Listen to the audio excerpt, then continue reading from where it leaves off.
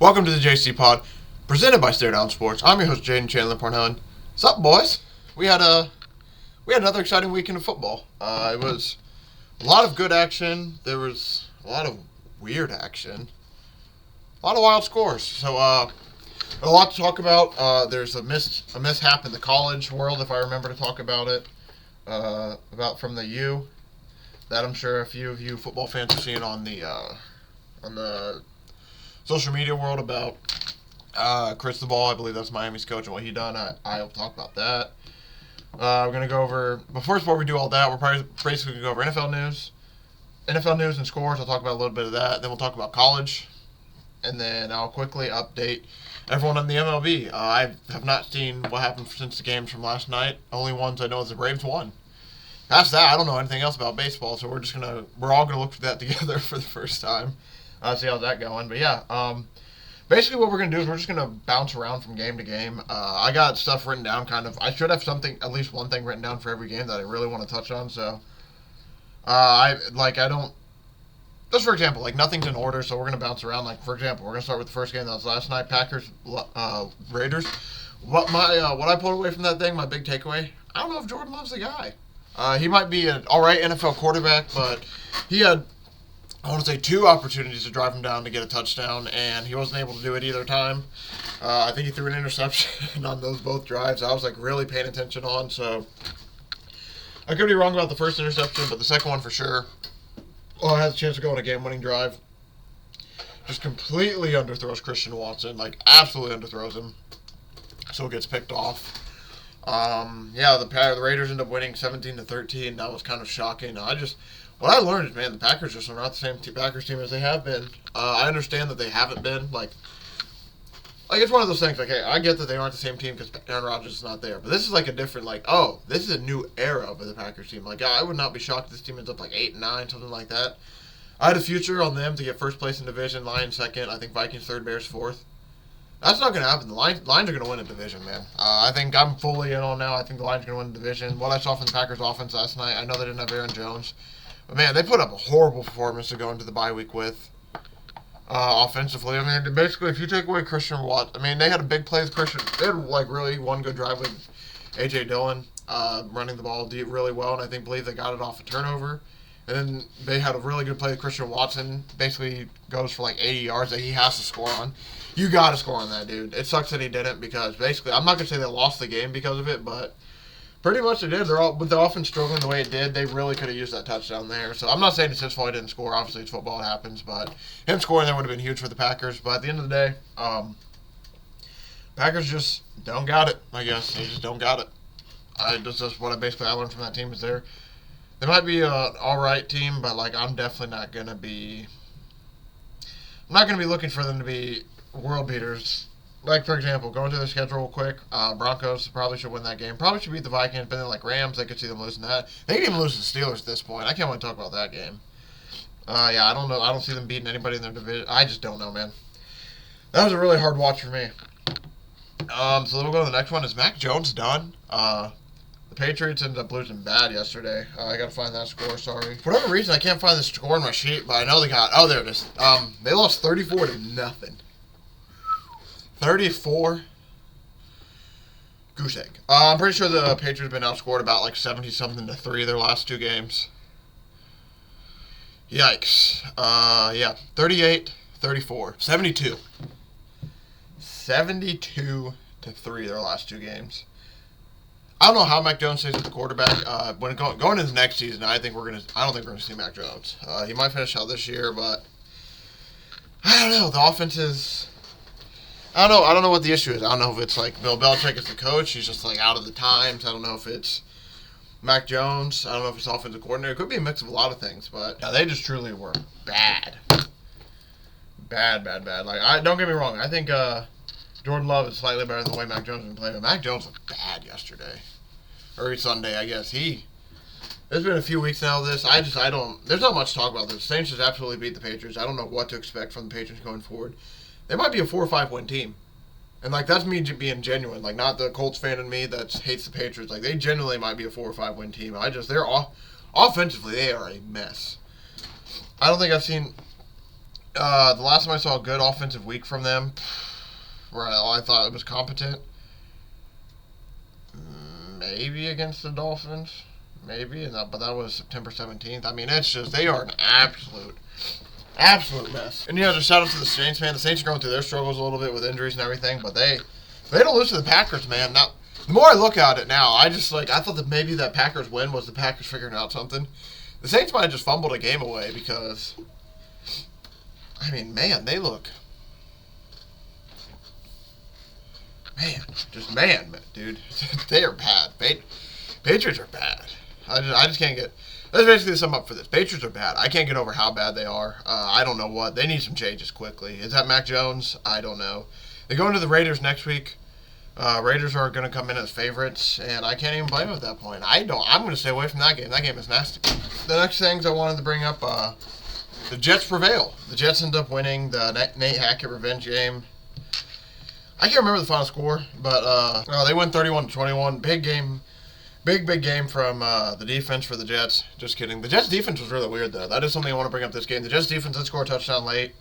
They helped them win it. Zach Wilson played relatively well, other than like 3 or 4 throws total. One of them being an interception where he just basically misses the guy inside instead of throwing it outside. But yeah, there was a strip sack that was fumbled by forced by Quincy Williams. I'm trying to see who recovered the touchdown, but they won't tell me. I think it's Brian Hall. I forget. It's B Hall, but it's not Breeze. The Jets, man, they got a little bit of a team. I was scared, though, I will admit, from their defense. Their defense was getting gashed on the run, and the Denver was doing some stuff to the defense that, really bothered me. It's one of the things. I thought the Jets defense was, really, really good. So it's all right, they're going to be able to lock down the Broncos, do that. They did a decent job against the Broncos. Don't get me wrong. But there's some big plays that the Broncos were hitting against their defense. I was like, ooh, I didn't think the Broncos would do this against the Jets. So I am a little bit scared. Yeah, other than some issues I have with the Jets defense, how about that guy, Breece Hall, man? Breece Hall had an absolute day. I think he ran for about 177. Yep. 22 for 177 by average, 8 a carry. Had 1 touchdown. Even if you take away that 75-yard touchdown run he had, I'm pretty sure he averaged 5 a carry against the Broncos. I mean, Breece Hall might be back, man. He looked really well. Shout out to Chase McLaughlin. I'm sorry. Jaleel McLaughlin. He had a really good game. Played really, really well. He had a really cool, insane catch as well. Yeah, but for the most part, like I said, I was really impressed with the Jets overall. I'm just kind of lost in the way I feel about this game. Just so from the fact that the Broncos, man, the Broncos did show some fight a little bit, but when it comes to the Broncos part, Jets are 2-3 now, get a big win going against. Ooh, they play the Eagles next week in New York. That's gonna be a tough one. But for the Broncos, man, going to Thursday night against the Chiefs, man, it looks rough, man, for Sean Payton. I don't know if he's just trying to do all this to not have to play Russell Wilson, but last week couldn't really blame Russell Wilson for too much of it. This week he did have an interception, a key interception or two, I believe. Actually, I lied. He had no interceptions. It was just the fumbles. It was just weird because the Jets, the biggest reason the Jets won that game, it feels like, too, is, defensively they got a bunch of stops and got some timely turnovers. But I also feel like the turnovers weren't fully created by the Jets. There's one, the Broncos tried to do a jet sweep, just absolutely fumble the ball after getting it back. A lot of plays like that. So I am scared for the Jets defense looking forward. I don't know if they just maybe had I don't know if they maybe just had a bad week or something, but I don't know. Like I said, there was a few things I saw from that Jets defense that had me a little bit worried. Overall, for the Broncos, though, we might not be seeing much more Russell Wilson here soon. I mean, Russell Wilson, he's been so hit and miss, so inconsistent, man. I just don't. It doesn't feel like he's Sean Payton's guy. I don't know what to expect. Just think about the career of Russell Wilson, how it's gotten to this point. It's just really, really wild. The more guys have come out and basically just said all the things that they have said about him in Seattle, about how he's done this a certain way, how he's acted this a certain way. It makes you wonder. Basically, the second he got over it was kind of bad in Seattle, around the locker room and everything, right before he leaves. Then as he leaves, you look at how the Broncos are. The Broncos are struggling a little bit. It just makes you open your eyes, man. So I'm going to keep my eye on the Broncos. I would not be surprised if Jarrett Stidham ends up making his way in here soon, because, wow, that's very shocking. Also, shout out to Bears, man. Bears went 40-20 big on Thursday night. The Dick Butkus death game, the Bears were able to put up 40 and do really well against the Commanders. They just beat the Commanders right out of the game early on. That was truly impressive. Forced Sam Howell to throw about 50 times because they were down so much. Shout out Bears, man. I don't got too much more to say about y'all. The Bears are I think the Bears are still going to be bad this year. I don't know if they're going to do too much, but to get a win under their belt, that was really huge.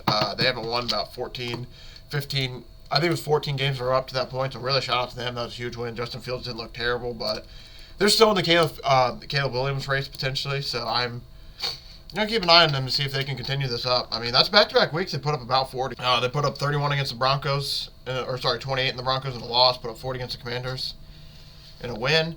Bears offense might be clicking. And then, as for the Commanders, they're going next week into the Falcons. I don't know how to read them. Hot seat coach of the week, I kind of want to put Ron Rivera on there. I put Eberflus on there. He was able to get a win in a much needed spot from what it sounds like. So I'll probably have to go. McDaniel's got a win as well, so I can't put him really on there. I think it's just Ron Rivera, honestly. And that's just solely from the fact that I'd say Ron Rivera or Frank Reich, but it's Frank Reich's first year, so I'm not really sure. So we'll just put Ron Rivera and Frank Reich. Those are the two hot seat coaches of the week. Do I think either of them are going to get fired this week? Probably not. It's just the fact that they're just dealing with not a good football team. But yeah, one more time, shout out Bears fans for that game. So now we're going to move on to the 49ers to absolutely dominate the Cowboys. It was bad, man. It was bad. It was 42-10. Dak and the offense really couldn't do anything. Shout out George Kittle. I think the day before his birthday gets day before his 30th birthday gets 3 touchdowns. Pretty cool. Hey, that's not much better way to spend a birthday, huh?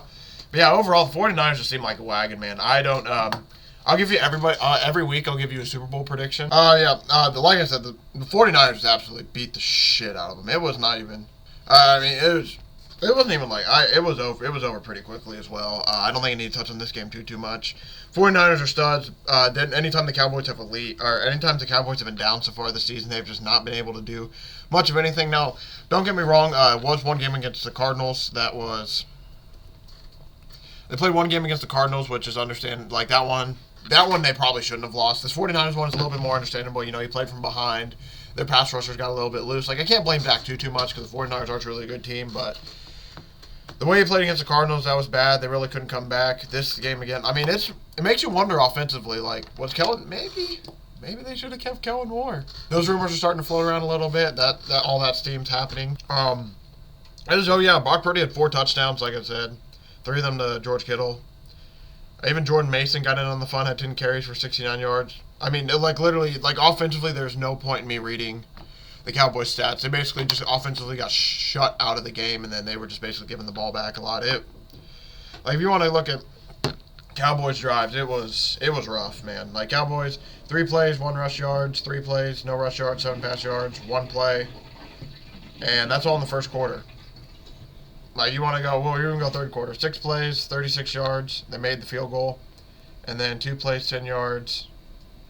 2 plays, 10 yards, 10 rushing yards, 6 passing yards. And all of a sudden, they don't have the ball again for a long time. Like, the 49ers just dominated time and possession. Once the 49ers got big, they dominated time and possession. They just dominated the ball.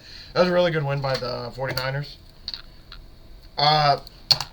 Shane Steichen gets this. Now we're going to go to Colts-Titans. Colts get a big win. Big win. Big division win. I'm trying to find the score. That's why I'm delaying so much. Colts win 23-16. Shane Steichen gets his first win in Lucas Oil. The Colts haven't won in Lucas Oil for almost over a year. I think it was just barely either under a year or over a year by the time Shane Steichen won. So that's really, really awesome. Colts are the best backup in the league as well. So that was really cool to think about. DeAndre Hopkins had a day. He had a really good day receiving. They just, for whatever reason, the Titans just couldn't make anything of it. And Anthony Richardson, man, he's a limited minimum going to be out a month. He's minimum going to be out a month. I'm still trying to find more research on it to know exactly what's wrong with him. I have not found. I'm going to look up something right now while I'm talking, but I legit haven't found much of anything other than the fact that he's probably going to be out a month with the grade 3 AC joint sprain. Man, I'll tell you what. I was talking to one of my buddies the other day. I definitely love Anthony Richardson. I'm not mad at him at all. I was mentioning with the Colts, I was like, I wouldn't be mad with C.J. Stroud even. Like, the way C.J. Stroud's been playing, I would have loved to see him in the blue and white. But overall, I'm really happy with what I've seen from Anthony Richardson so far. The biggest thing is just his health. Dude's at an 80% clip of getting knocked out of games, not coming back. Only game he's finished so far is the Rams game. Other than that, every other game this season that he's been in, he has not been able to finish it. And I just don't know if it's like unlucky with him. Like he's just unlucky. Like that shoulder tackle is a basic tackle. Like yes, the guy did put a shit ton of body weight on his shoulder, but it's the NFL. That's probably going to happen sometimes. Just like the back of his hitting his head on the ground, like that's a little bit unlucky. Then the bone bruising his knee, like it's just there's just always something. It makes me wonder. First off, this boy drink enough milk. All these bone injuries, we need that boy. We need somebody to get that boy some milk. But no, on some real stuff though, it really bothers me how much he's been getting hurt. It just sucks, man. It's Andrew. Like I don't want to say it's Andrew Luck all over again, but it's second part of the career Andrew Luck all over again right now until he can prove it. Like it's to the point now where any game he's going to be in, like it's already started. Anytime he runs, I start to curl up a little bit, get inside. It's like no. Okay, thank God he got up. And then he runs again. It's like come on, get down. Okay, go. Shit. Okay, thank God he got up. Like I can't. It's already getting stressful living like that, man. Really hard. Colts signed Jonathan Taylor to a huge deal, and then Zach Moss absolutely lights it up on the ground. He rushed for like over 100 yards. Zach Moss went crazy, stupid on Saturday for the Colts. Absolutely first 100-yard rusher in like I want to say almost like 14 to 19 games against the Cowboys, or sorry, against the Titans. Titans had not allowed a 40. Excuse me. The Titans have not allowed over a 100-yard rusher in about, it was a long while. Zach Moss was able to get 165 on the ground with 2 touchdowns. Gardner Minshew comes in, doesn't miss a beat, leads them on to a huge win. Now the Colts go on to take on Jacksonville next week. That's going to be a really big game. Gardner Minshew is for sure going to start. They already announced Anthony Richardson's out, so I'm very excited. Gardner Minshew going to get a little bit of revenge back in Jacksonville. I'm looking for a big win in that one. The Bills. Man, the Bills, I tell you what. Oh, yeah, but like I said, anytime the Bills get hyped, the Bills lose 25-20 in Jacksonville. Feels like anytime the Bills get hyped, they just like find a way to disappoint. They were getting hyped up. It's like, oh, they're the best. They're doing really good, especially after a big win against the Dolphins. What I've learned from this game, first off, the Jacksonville staying over in London, that was a huge advantage, I would say, because they felt a lot more ready for that game. It felt like the Jags were a lot more up for that game. It felt like they were ready to go for longer periods of that game. The Bills basically, it just took them a minute to go. I don't think they got there until Friday, I believe what I heard. So there's definitely an advantage of teams staying over in Jacksonville. Apparently the NFL kind of did want to test that out a little bit too, so they kind of asked Jacksonville, like, hey, stay over there for an extra week. We're going to see how this goes. So I definitely think there's a little bit of an advantage there. Like I said, though, anytime the Bills seem like they get hyped, they always blow it. They were getting hyped up all week going into this game, and then they just lost the game. I am curious, though, Jacksonville Jaguars side, now that they're flying back to the States, and they aren't taking the bye. I'm very curious how they'll play this week. I'm sure their bodies should adjust by the time they get back and by the time the game happens Sunday, but I am genuinely curious to see how that works. But yeah, for the Bills, man, they lose Matt Milano as well. He's probably going to be out for the year with a fractured leg. He might even have some MCL damage. And then they also lost Daquan Jones with a pectoral injury. I mean, that was horrible for the Bills, man. Horrible. The Bills are signing Josh Norman to the practice squad. That was funny. That's why I paused. I was like kind of shocked to read that. I was like, wait, what? Apparently they don't like the turf over there at London. A few Bills players come out and said they don't like it. Sean McDermott said the Bills will evaluate travel plans to London. Basically what he's saying is like, yeah, I fucked up making us go over so late. We're going to go over probably a little bit earlier. And yeah, the Sean McDermott, that's the main thing I want to come out. He said the injuries to Milano and Daquan Thornton are not good. So it's for sure, like, Milano's done for the season. They've already basically confirmed it. I don't know for sure how long Thornton's going to be out. They're still kind of working on it. But, man, the Bills, that was just a good one for the Jaguars. Really sad day for the Bills. Just seriously, it just sucks every time they get hyped that something bad seems to happen. They just give Von Miller back for that game, too, and now lose Milano for the year. That's a huge loss for the Bills. Like, losing Milano, that's going to be something that's going to affect them as the season goes on. The Ravens fall apart in the second half. Oh my gosh, Matt Canada on the game-winning touchdown. Oh wait, I'm sorry. Commanders DB Jeremy Reeves, he's a first-team All-Pro special teamer last year, suffered a partially torn ACL on Thursday, and sounds like he's probably going to miss the rest of the season. And that's a really big loss for the Commanders, who really can't afford. They can't afford a loss like that, honestly. I don't know, I kind of forgot. Oh yeah, it was the Ravens. Canada, when George Pickens caught that, sounds like there was a Randy check. This is the biggest thing. It sounds like there was a Randy check for the Steelers. They throw a deep ball to George Pickens, he catches it and scores. And if you saw Matt Canada's reaction, like I was so confused when I saw it live. If you saw, sorry about that. If you saw Canada's reaction live, he's kind of just sitting there like this, and as they score a touchdown, he looks pissed off, I want to say. Like, he's almost just kind of like, oh, hey, we scored there, nice. And it kind of looked like it wasn't his play call. A lot of people were making the joke just because it wasn't a run up the middle to lose yards. But if you do truly watch, though, that was a big play by the Steelers. I know I'm working backwards forwards in this game, but huge play by the Steelers to win it. After they got the safety, they went 17-10. It was a really close battle, honestly. But yeah, Matt Canada's big reaction. He basically seemed pissed that they scored, which is really weird. Makes no sense why he'd be like that. I don't get why you're so angry. You're just so angry about it. That game was just an ugly game. It was a Pittsburgh Steelers, Baltimore Ravens game. Lamar just had an ugly game. His receivers, the Ravens probably should have won that game. Lamar played horrible in the second half, I would say. I didn't play the best, but also, too, he had a lot of drops by his players in the second half. Like, there was Rashad Bateman dropped a touchdown. Zay Flowers dropped like a 40-yard gain because he just missed it. I think there was another big drop for another big yard. It was just anything that could have gone for the Ravens went wrong, basically. Offensively, they just shut down, and the Steelers were able just to live on life support long enough and win the game. The fact that they keep doing this every single game is wild. At this point, it's almost like a sick joke. It's almost like Tomlin loves these games. No, but honestly, good win for the Steelers, but offensively, their struggles still continue. I don't even think they got 300 yards again this game, which this is one of those games against the Ravens. It's like, oh, okay, I won't judge it too much about it because those Ravens-Steelers games are different. Like, they are those very tough, grimy games, but, man, I don't know. We're going to go quick over this game. The Lions destroy the Panthers 42-24. Adam Thielen has a late touchdown to make it look a lot closer than it was. This thing was a blowout, people. Sam Laporta, 2 of them things, might have even had 3 of them things. He only had 2 of them things. 3 receptions, 47 yards, 2 touchdowns for Sam Laporta. Monty on the ground had 100 yards rushing and has a touchdown. Hutchinson, man, this is what I want to talk about from this game. Hutchinson has a really insane athletic play. So Panthers are basically going tight end screen. So the tight end kind of blocks with Hutchinson, moves him to the right a little bit, and throws him off. And as the tight end turns around to catch the ball, Hutchinson has the amazing ability to have the awareness to be able to look, feel that it's a screen based off that one play. He's able to lunge, he sticks his arm out and basically snacks the ball one-handed, runs the other way. It was one of the coolest things I've ever seen, especially as a former defensive lineman myself. That's like a dream.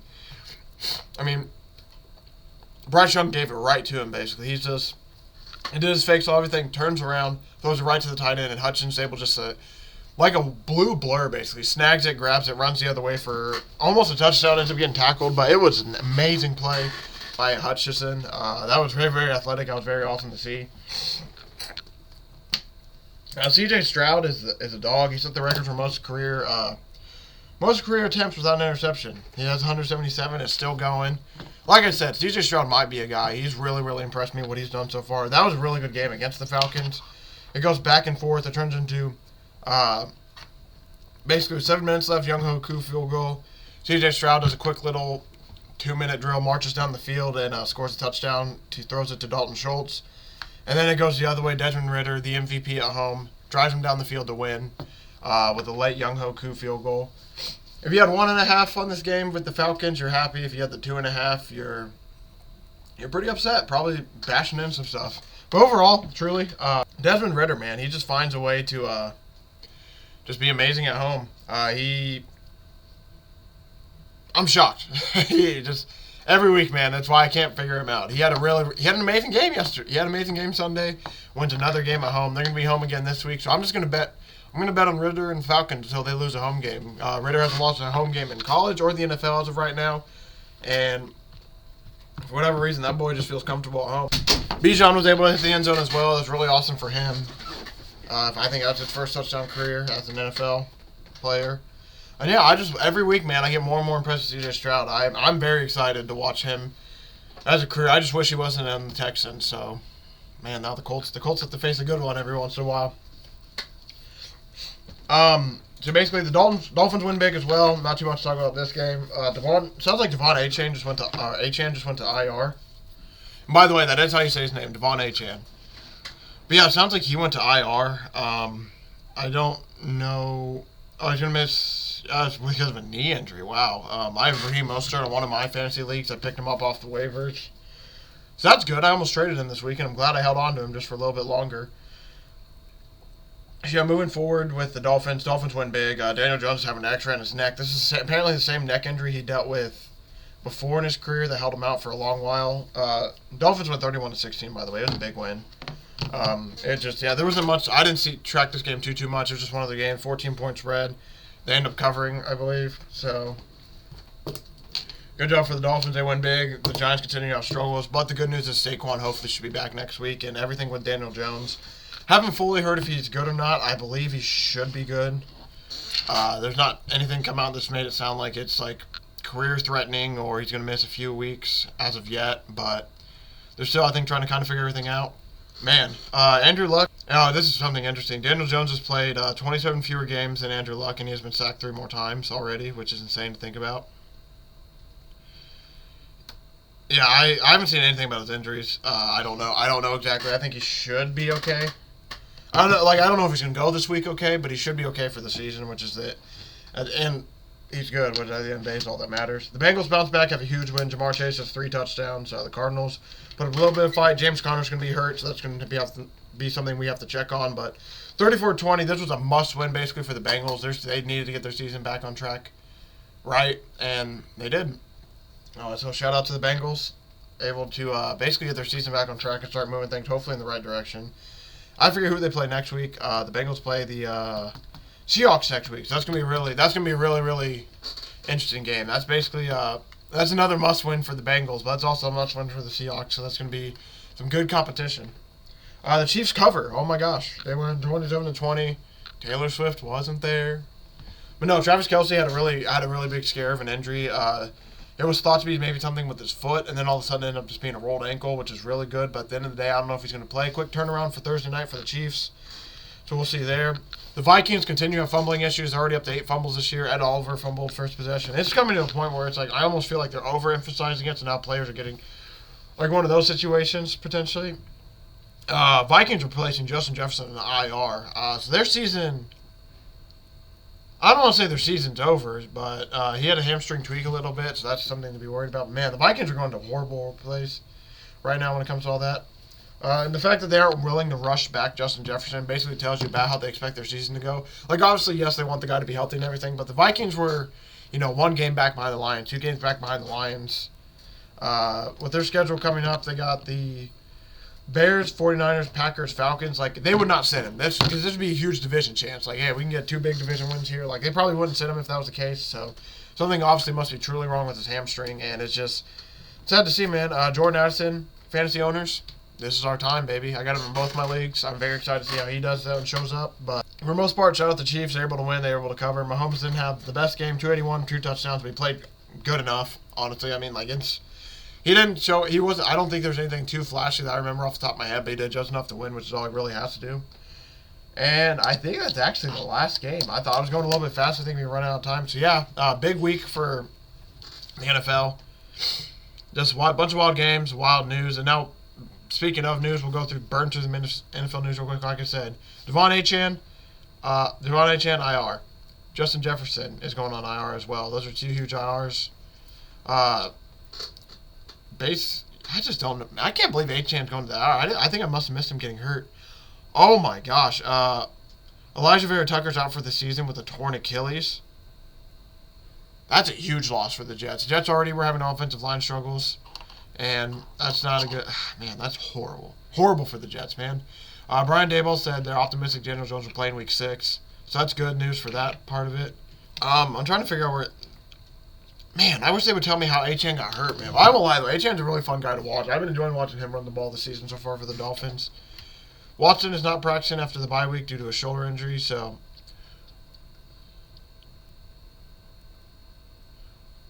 I don't know if they're doing this just to hide him from San Francisco, if they're doing this because, like, he came out and said he was good, and then all of a sudden... The Browns said he was good, and all of a sudden he said he didn't feel the most comfortable, so they held him out for a week, and now he's still not practicing. That's just a really weird situation. Emmanuel Mosley suffered torn ACL. He's done for the season. That's really, really sad.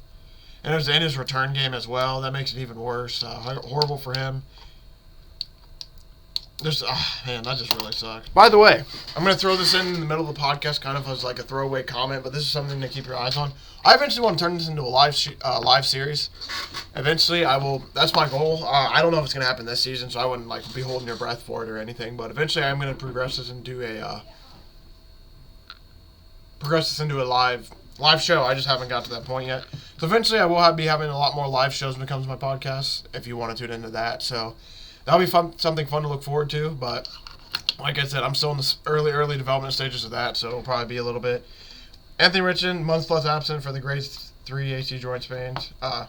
Prescott said it was humbling, lost to 49ers, didn't see it coming. Okay. Okay. But no, Cooper Kupp returned. He felt good out there this week. That's really good. Colts, Jonathan Taylor said the new contract shows running backs are essential, and they are, especially the good ones. I'm glad he got paid. But like I said, he got paid and Zach Moss went off, so I'm happy. We got a little sale back there. And Mark Andrews saying the Ravens need to wake up after the loss. He said it's almost like sleeping giant. Andrews said, we need to wake up. It's very true. I mean, they've been playing like... They've shown some signs, but it also feels like they've just been holding some stuff back. Johnny Smith said Ritter. For Ritter, he said the kid's got it. I am very interested to see how Ritter does, because, I mean, man, I'm tired of this. I just want him to show us a few good games in a row, Ritter. I want to root for you. I truly do. Bryce Young doesn't make an excuse for his performance, but the Panthers lose 0-5. I can't even blame Bryce Young at this point. He's a rookie quarterback with a horrible offensive head coach. No offense to Frank Reich. The person, but Frank Reich, the football coach, is just... I don't even know if his heart's in it anymore. It seems like he just seems out of it. Like I said, Milano out for the year. Mac Jones is going to remain the Patriots starter, even though he got benched during the Stains. I don't know how much longer that's going to last. I wouldn't be shocked if they changed it over. I just don't think they got... I think the big thing is they don't got anybody else really back him. But I would not be shocked if we get Malik Cunningham sighting sometime soon. I think he's still on the... If he's still on the Patriots... practice squad, which I think he is. I would not be shocked if we get some Malik Cunningham sighting here soon after all this. CJ Stroud set the passing record, like I mentioned. Shout out to him. Etienne had 2 rushing touchdowns against the Bills. I forgot to touch on that. Apparently, Frank Clark, Jerry Jeudy, and Cordell Sutton are all trade candidates if the Broncos continue to be struggling. So it sounds like they're pretty much going to be in a soft reboot a little bit and try to get all of, I'm sure, Sean Payton's guys. There's some weird stuff going on with J.C. Jackson and the Chargers. I don't know about that. Cam Newton said he need more than $5.5 million to join the Jets. I like how everyone's laughing. Like, I don't blame him, especially with that offensive line. I'd want a little bit of extra money, too, to make sure I'd be okay. Higgins ended up not playing against the Cardinals due to a rib injury. I did forget to touch on that. Jonathan Taylor's 3-year, $42 million, $26 million guaranteed. It's basically a 2-year deal with, I think, the third year is basically voidable. Let's see. I don't think Bakhtiari... Oh, yeah, so David Bakhtiari underwent another knee surgery. He's out for the season. The Broncos did trade Randy Gregory to the 49ers. It just feels like they got a steal right there. Apparently, Commanders Rivera was benched the first round of Emmanuel Forbes. I didn't realize he benched him. And then he comes out and he said, we got to continue to put the guys out there that believe we're going to get it done right. I didn't see Forbes. I think he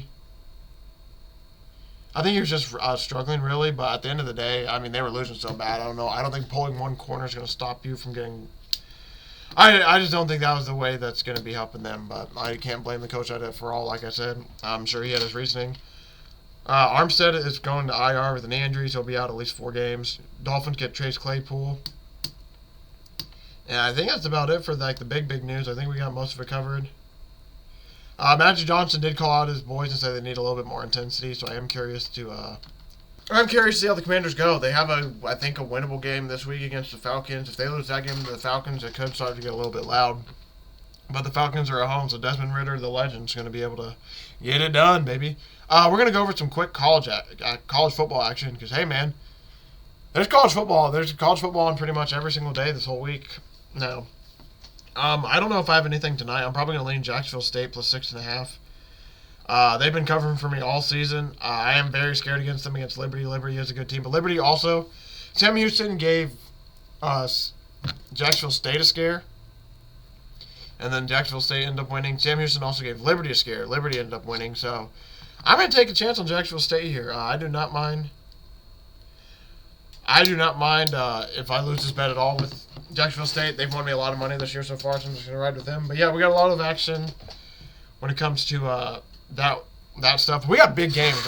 Biggest thing I want to talk about first before I get into, I'll go over some scores real quick from last week. And before I do that, Miami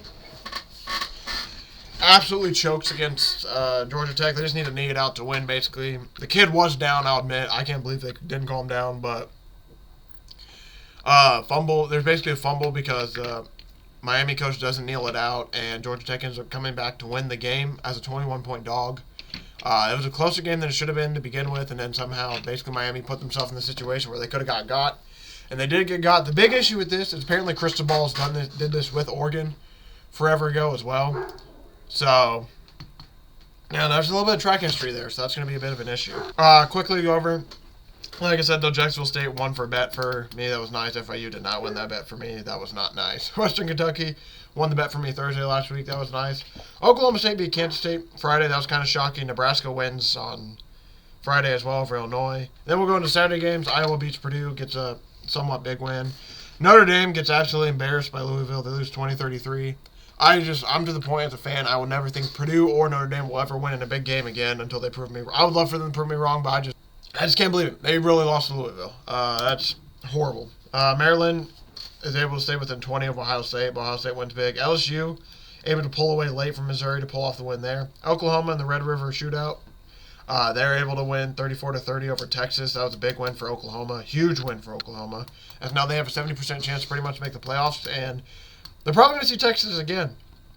The rest of their schedule goes UCF, Kansas, Oklahoma State, West Virginia, BYU, TCU, and there's a chance they could be meeting Texas at the end. But yeah, overall, just, man, that's a tough loss for Texas. That sucks. That's a tough one, though.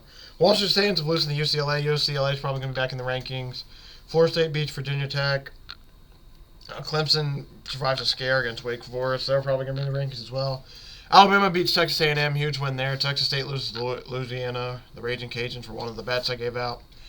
I don't know if I gave them one out, actually. I think I just talked about it. Kansas absolutely destroys UCF. I did not see them winning that big. I thought they might win, but I didn't think they'd win that big. That was impressive. Past that, Georgia beats Kentucky bad, beats them down big. Shows them there's levels of this shit, son. No, honestly, Georgia did look finally. I think Georgia woke up for a big game. They finally got up and they showed why they're the best team, one of the best teams in the country. Michigan beats Minnesota 52-10, beats them bad. Ole Miss survives against Arkansas, wins by 7. Like I said, Miami is probably going to drop out of the top 25. They lose to a Georgia Tech team who's coming off a loss to Bowling Green. That was shocking. Shout out Georgia Tech, man, for real. Shout out. And the more I think about it, too, I made a joke to one of my buddies. Like, I remember watching Louisville, Georgia Tech a few weeks ago. Like, man, both these teams are horrible. Maybe they were just so good they brought each other down into the mud a little bit. That was a good win for them. Shout out them. TCU struggles. They lost to Iowa State. TCU just seems a little bit lost after the magical season they had last year. Obviously, I know they lost a lot of guys to the NFL and everything, but they just have been struggling a little bit. Fresno State loses to Wyoming. That sucks. They're probably going to drop out of the top 25 after they've had a pretty successful season. Oregon State wins 52-40 against California in a high-scoring affair, and then USC in triple overtime survives against Arizona. I did mention on my show last week that I would be interested to see if this was a look-ahead game for USC, if also after Arizona covered last week they were able to do it again, and they were. Shout out to them. That was really that was very interesting, honestly. So now, if we go into the standings real quick for the top 25, I haven't read it out, I don't think, on the show, so I'll give you the top 25 is Georgia, Michigan, Ohio State, Florida State. I don't know if it's updated, actually, now that I'm looking at this. I might be actually here we go. It is, my fault. Georgia, Michigan, Ohio State, Florida State, Oklahoma, Penn State, Washington, Oregon, Texas, USC, Alabama, North Carolina, Ole Miss, Louisville at 14. I thought they jumped up big. Oregon State, Utah, Duke, UCLA, Tennessee. 19 is Washington State. 20, I don't know why they don't got 20 on here. But 21 Notre Dame, LSU's 22, 23 Kansas, 24 Kentucky. Somehow the U stays in the top 5. Just barely, though. Just barely. But yeah, man, that basically does it for all the football this week. There's some, like I said, I think the biggest takeaway from this week, Miami chokes. We'll go NCAA real quick. Miami chokes away an absolute game they can't have. There's football on pretty much all week now. Notre Dame loses a heartbreaker.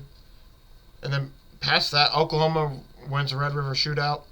UCLA beats Washington State in a big game. North Carolina wins huge against Syracuse. I forgot to mention that one in my big breakdown. But yeah, past that, Colorado beats Arizona State by 3. And now they're going to take on Stanford on some Friday night action that I'm excited for that I'll talk about on my show on Thursday. But yeah, for the most part, that's basically the big storylines for NCAA. Like I said, there's going to be games every day of the week, the rest of this week now, except for Sunday.